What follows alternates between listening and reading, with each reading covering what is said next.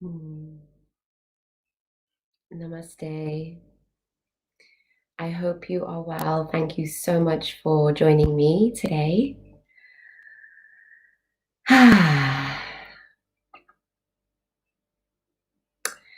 So, today I am going to be sharing some more tools to work with our triggers.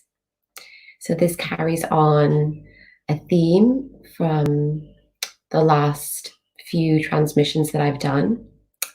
I've been exploring working with triggers, and I've had so much amazing feedback from you all, from my students, from my clients, and I wanted to just ride that wave. I wanted to respond and make sure that I was, offering more support that could cover some of the other bases that have been identified by you. So, I have a couple more ideas for transmissions that I'm going to be doing.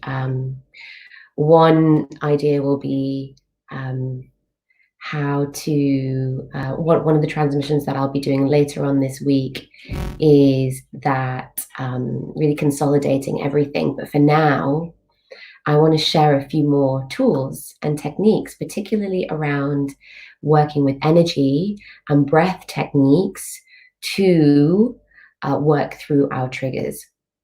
So the idea is that these tools can help us to, shall we say, even neutralize our triggers.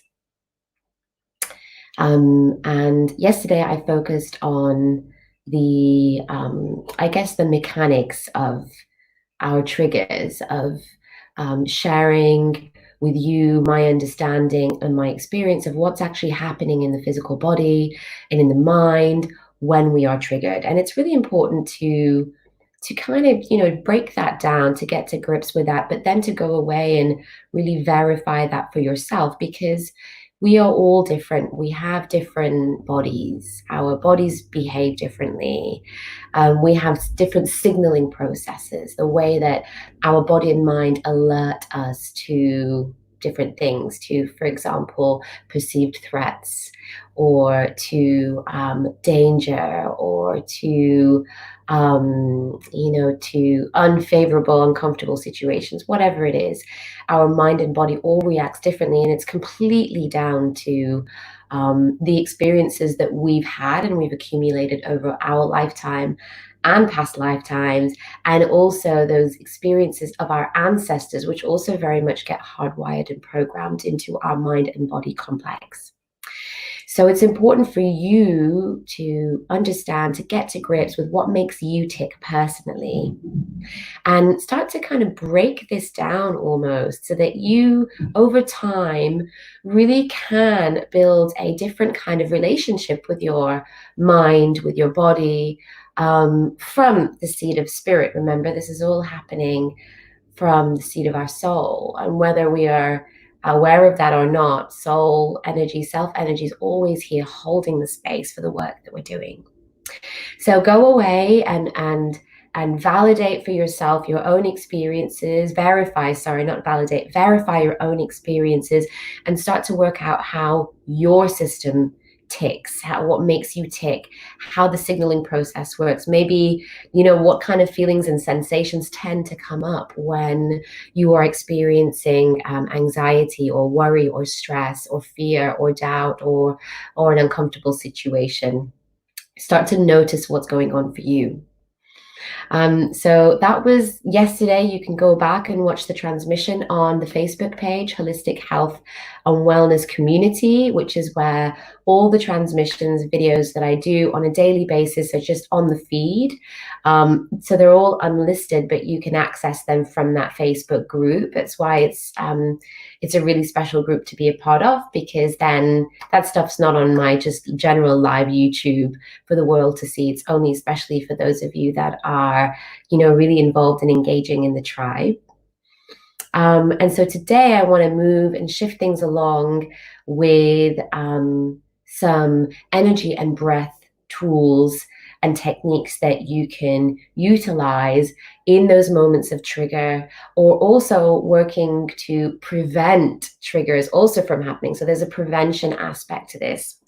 And yesterday we talked a lot about the mind tools, specifically working with the tools of internal family systems, of which I'm trained practitioner. Um, and the internal family systems tools are like the backbone of really of my tool set. This is like I don't just choose to do IFS like, okay, in this moment, IFS is going to be really useful. It just is the natural fabric, the way that, you know, I'm engaging internally, creating that dialogue internally with my physical body, with my energy system, with those different parts of my mind. It's a default thing, you know, and it's the backbone, absolutely. And so these tools and techniques that I'm going to be sharing can be layered, they can be added and integrated with the tools that I was sharing yesterday, more of the internal dialogue tools, or they can be used as a standalone. But I would absolutely recommend that for the most effective, fastest, impactful results, to integrate tools that seem to work really well together. Because when we're integrating tools, we're not just accumulating the impact. Okay, we're not just like saying, well, this tool is really great and this tool is really great. So when I put these two together, equals, you know, 2 + 2 = 4. What we're actually doing is we're leveraging these tools against each other, and we're amplifying the results that we get. So the results are not 4, it's more like 12. So we can get to where we need to go faster, we can get longer lasting results, and we can be working in a much more holistic, rounded, grounded way, where we're embedding that learning and we're embedding these techniques into the very energy fabric, excuse me, into the very energy fabric of the body. It's like we can recode the body in a different way at the quantum level, which is where the magic happens. And often we need to utilize these tools and techniques, whether it's the breath, whether it's energy or IFS. We need to use these tools and techniques in a repeated fashion, because they you know, it takes time sometimes to shift the cellular memory, you know. So often the what's at the root of our triggers, of our anxiety, of our fear, of our doubts, all this stuff, what's at the root of it is actually, it's coming from an old program, it's coming from an old experience that we had. That residue is still there, that root is still there, and the thread of the trigger actually goes down to this root. So, you know, over time, as we're able to really do more and more practice, we're going to be able to get down and clear what's at the root. And when we do that, then our triggers diminish. The prevalence of, well, the need for the trigger no longer is there, and the trigger itself, the prevalence of the trigger can actually diminish. And then what is also happening when we're clearing it repeatedly is we're also clearing and shifting at that energetic level and at that physical level, the cellular memory of the cell that holds the imprint of that coding. And sometimes it takes a while to shift that, because, you know, that memory, that experience, that trauma is so stuck in there. It's, you know, it's an old imprint. If it's ancestral, if it's from past lives, absolutely, it can be really stuck in there. So it takes that consistent work, that commitment and motivation and drive to just keep going at it, and just trusting and knowing that, you know, the energy and the breath is doing its thing. And at some point, it's going to be able to dislodge and move. And then at some point, you'll realize, oh, I reacted differently in that situation, or that didn't seem as triggering to me as it would have done a few months ago, and I really noticed that. And then you start to realize, okay, I think the work that I've been doing has been really shifting. So I'm going to just following on from this, is it feels right to talk a little bit about more what we can do to prevent, you know, our triggers. So absolutely, you know, that consistent work is really important to that long-term diminishing of the triggers, and the triggers no longer need to be there. And we can do this work through energy work. Now, energy work for me is a broader term. Energy medicine, shall we say, is what I my umbrella terminology for lots of different energy techniques is energy medicine. And I work particularly with the Himalayan yogic technologies of Kriya, which are evolutionary actions, which are evolutionary energy practices. And I also, with the Yoga Himalayan tradition, we also work with sound, nad, particularly through yoga, through mantra. So this is activating the heart, expansive heart energy also, which is just one of the most powerful energies that we can work with. We also have our own particular healing frequencies that is produced by our own instruments of voice and breath and so on. And this has the particular coding and frequency that we need to shift energy. We also work with meditation techniques, with hatha, also hatha and asana, and a few other techniques, but those are kind of the main ones. So there's yoga, and then there's also, I work with various other energy practices. For example, Ushi Shiki Ryoho Reiki, which is a ancient Japanese Reiki, and Sekhem Reiki, which is an ancient Egyptian Reiki. And I use various other energy modalities like quantum liberation, quantum field healing, and I work a lot with the technologies of the crystals, which I'm going to have to do a whole other transmission because I'm getting so many new teachings around working with crystals.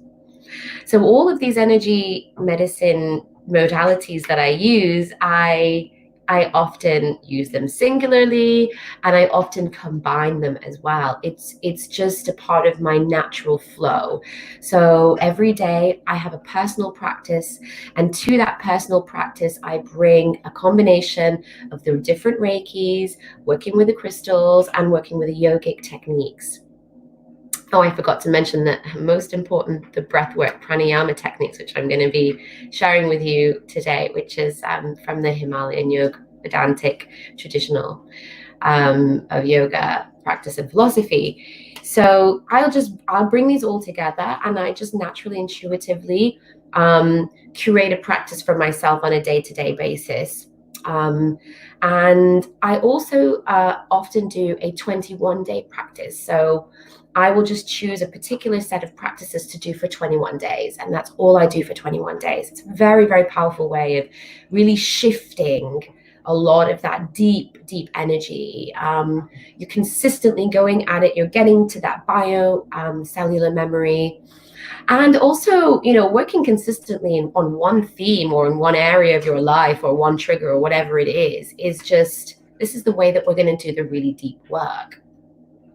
And so with those particular sets, for example, that I'll do for 21 days, I may choose a set of techniques that I know I need to really work with. So right now I'm working with Kali, and I have a Kriya set that is just 3 Kriyas. It takes around about 12 minutes, and then I add a little breathwork technique on at the beginning and one at the end, and I can extend it out to 15 or 20 minutes.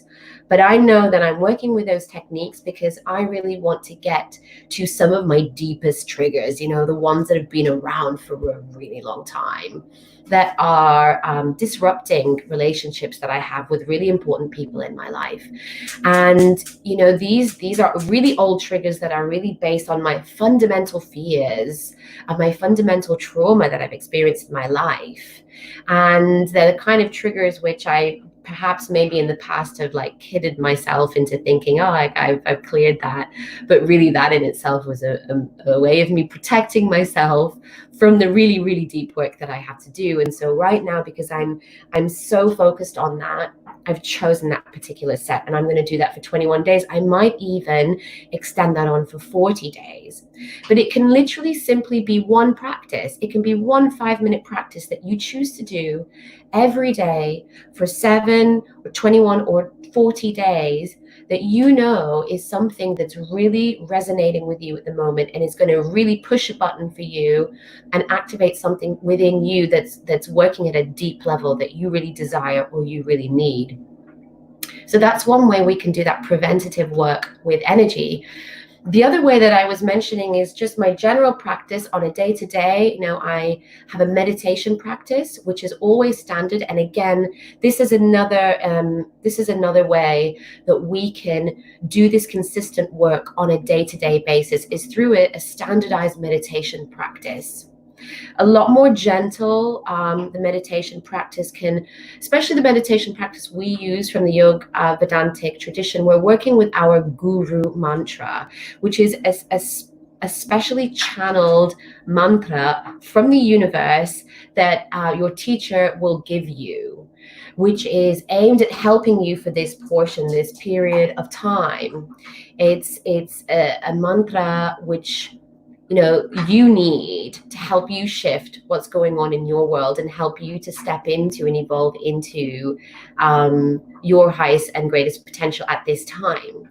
So my guru mantra, I've had it for the last 2 years, and it has been one of the single most transformational mantras. Again, using the sound, it's bringing this particular healing frequency that is a match for me, that's been slowly helping me over the last 2 years to be more reflective, to be able to hold that space for myself so that I can face myself and observe myself. And this is, if you watched the video yesterday, you'll see that this is one of the fundamental tools of working with our triggers, is that we've got to be able to cultivate that presence, that noticing ability, so that we can see what triggers are arising and then we can work with that.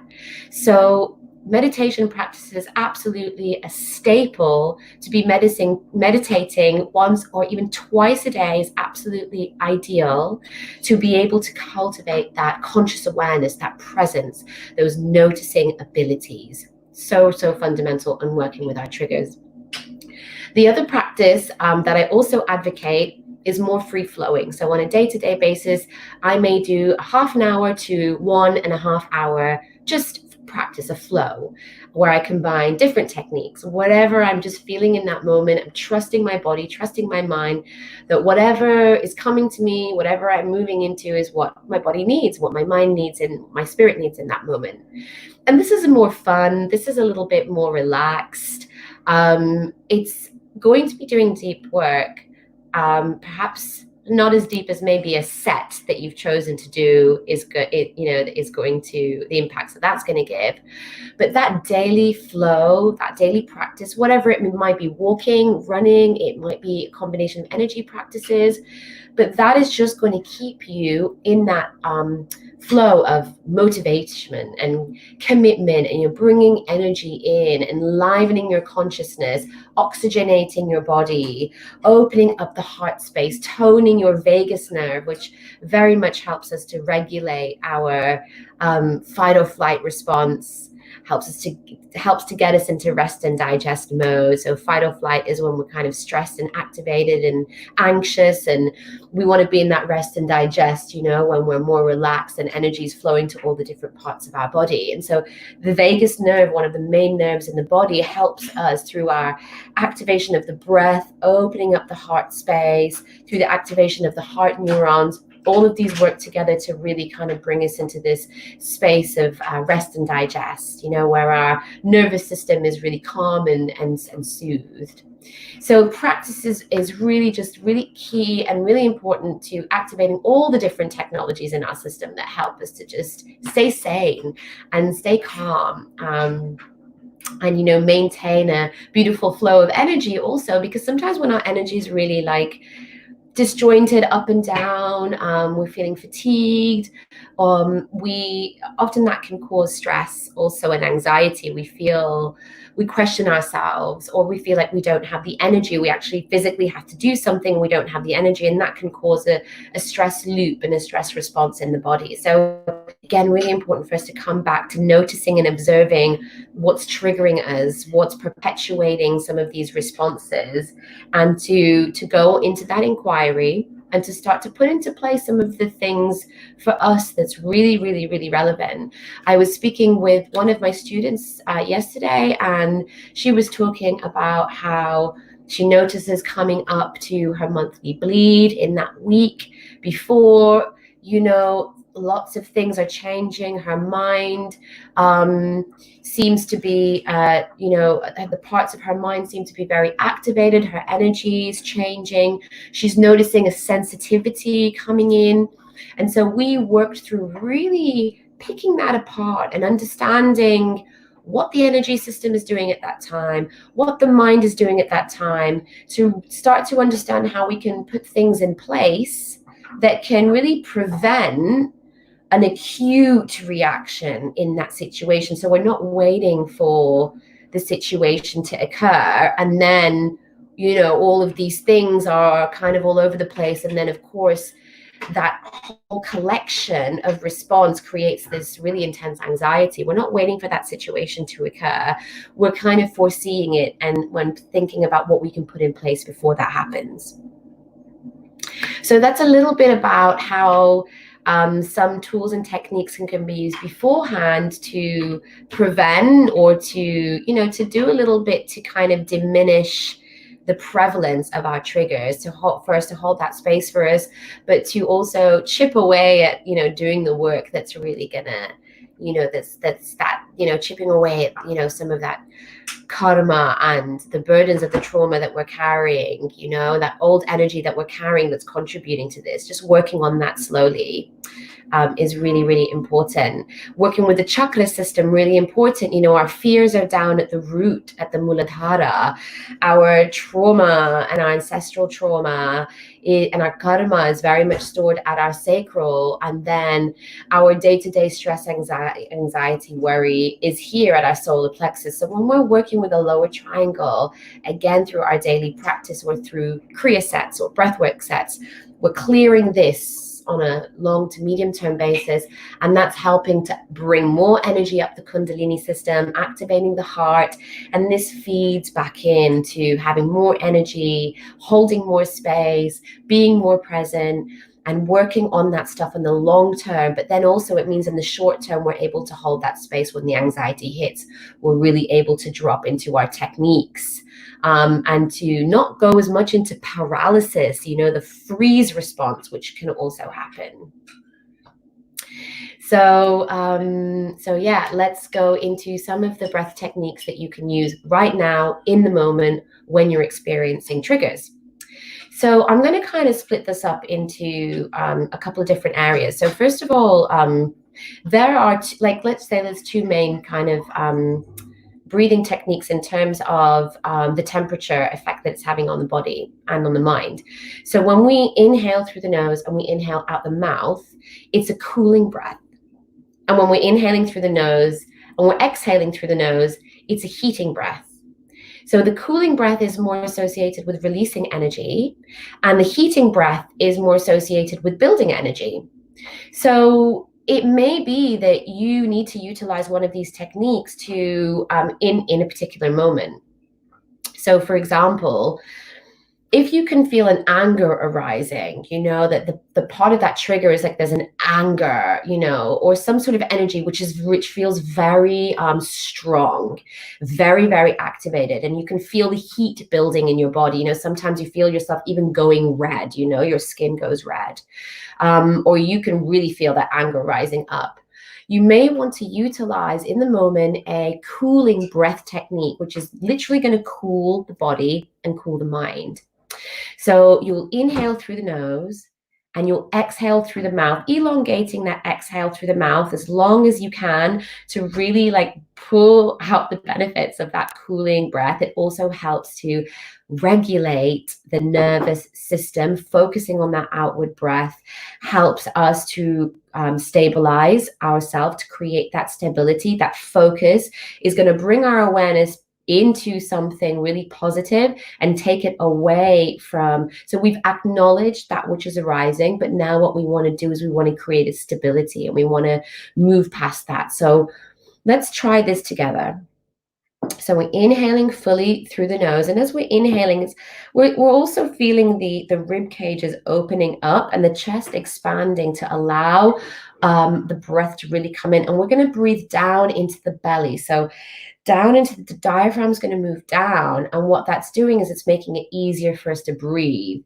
So if we're really just not focusing on breathing downwards and we're just focusing on breathing up here, it can feel like we're expending a lot of energy because we're trying to literally pull apart this part of the body, like the bottom part of the ribs, which we may not, when we're sending our breath down, we're naturally going to be expanding in this area.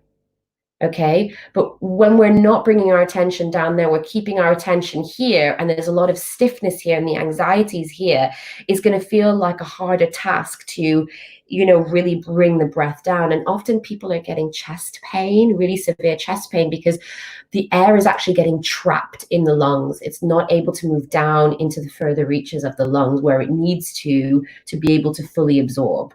Okay, so let's try that together. So let's inhale through the nose and directing the energy of the air down into the belly. So the belly is expanding. And so as that's happening, we're feeling the rib cage naturally just opening up. And exhaling through the mouth. And as we're exhaling through the mouth, we are drawing the navel in towards the spine so that we're kind of bringing the rib cages back closed again, which helps us to fully exhale from the lungs. So I'm going to talk about that in a moment. We're exhaling that old stagnant energy, which we no longer need. Now, I actually need a little pillow under here.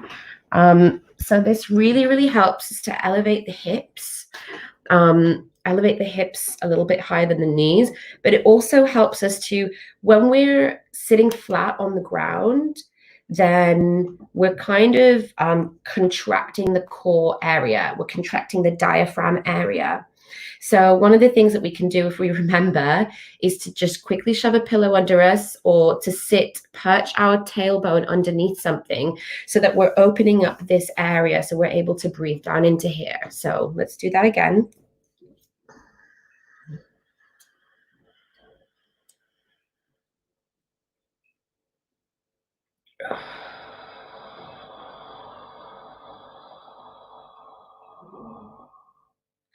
So I just did that in more of like a mechanistic way, which in the moment will probably be a little bit more like this.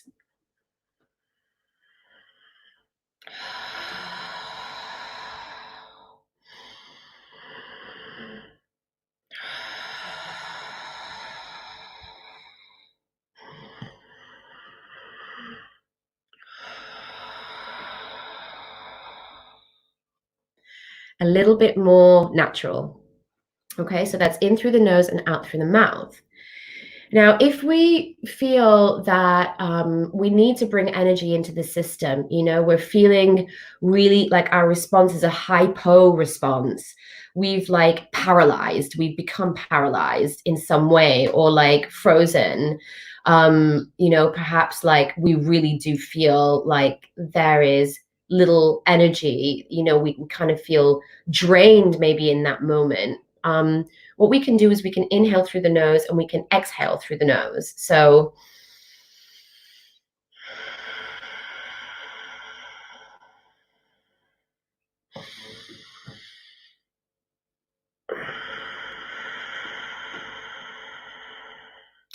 and again, we're inhaling and we're bringing our breath down to the belly. And as we exhale, we're drawing the navel, which is just above the belly button, in so that we can fully exhale. And this is going to build some heat, and it's going to build some energy and heat that we can bring into this situation. Okay. And that also sometimes really, really is going to be crucial for us to just kind of enliven, get us out of that freeze response, bring that energy that we need into the brain. So I want to talk a little bit about this as well. We use breath retentions a lot in the yogic tradition. So we can inhale and hold the breath, and then we can exhale, and then we can hold the outward breath. Now, holding the inward breath means that what we're doing is we're drawing more oxygen out of the blood. So we're inhaling that breath, then, and we're holding the breath, and then that breath, the oxygen, the lungs are able to take more oxygen from the lungs because it has a bit more time as the breath is being held, and that's going into the blood. Then the blood is pumping, then that's going to the heart, and the heart is pumping that oxygenated blood to different parts of the body. So, for example, the brain. So, for many of us, when we are triggered, our brain can become foggy. Now, this can be because energetically, but it also can be because our breathing becomes shallow and we're not getting the oxygen that we need to the brain. And so our thinking starts to get even more impacted. And when we're stressed and anxious, our thinking already is impacted. So retaining the breath, even for a few seconds, for 1 second or 2 seconds, helps us to oxygenate the blood more and send that oxygen to the brain. This is going to instantly revive us, like instantly. I use this technique when people are in a crisis situation, they're in a very anxious situation, and I have seen it work time and time and time again. And sometimes people only have the capacity to hold for 1 second or 2 seconds, but it has an absolutely massive impact. Okay. And then on the outward breath, when we are holding the outward breath, it's the similar thing is happening, but it's the opposite. So when we exhale, we are exhaling that carbon dioxide, right?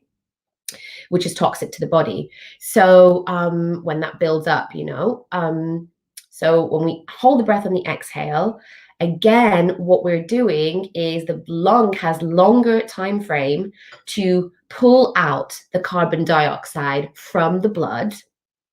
And then when we exhale that, we're exhaling out more carbon dioxide. So we're exhaling more toxins from the body. So instantly, again, as that whole circulatory system is working, we have more oxygen, less carbon dioxide. We are going to be so much more clearer in our mind. But also, I'm pretty convinced, I haven't seen any science around this, but I'm pretty convinced that that carbon dioxide is also taking with it other energetic toxins or energetic burdens or old energy that is also vibrating at that frequency. So it's helping to detoxify and pull out some of this old stuff, old energy from the body at the same time. It's being like a facilitator of that. And we talk a lot about releasing through the breath. Ultimately, it's the energy that's being pulled from all the different parts of the body through the circulatory system that's then being omitted through the breath. And it can help us to shift that old energy, that karma, that trauma very, very quickly, just through the breath itself, but absolutely, especially through that outward retention of the breath. So a technique that I have used in the past, and I will share again today, I'll share a nervous system stabilizing set that I did a couple of weeks ago on these transmissions. I'm going to put the links in here. And those breath techniques include all the techniques that I've been talking about. So inhaling through the nose, exhaling through the mouth as a cooling breath or generating heat, and also include the retentions.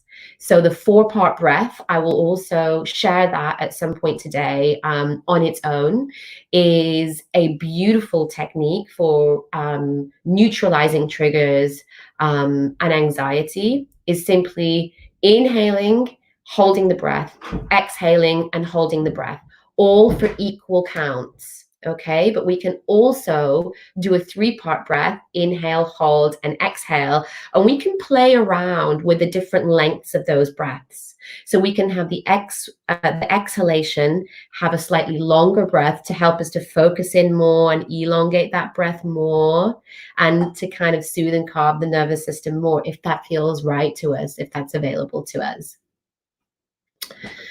Okay, so I have shared pretty much all that I wanted to share today about using energy techniques and the basics of breath techniques to support triggers, to neutralize our triggers, our anxiety.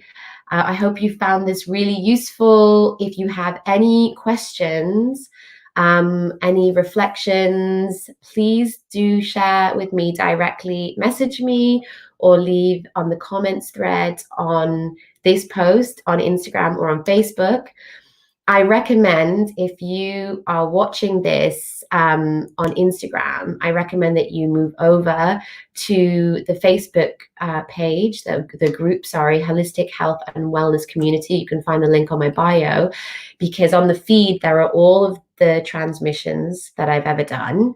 And you can click on those and it will take you straight to the video. Whereas if you go to my website to try and find them, my YouTube, you won't find them because they're all private links. So I recommend you come over to the community and you can engage with people, get access to more resources, more information, meet amazing, beautiful people from the tribe as well. So head over to the Facebook group and check out some of my other practices.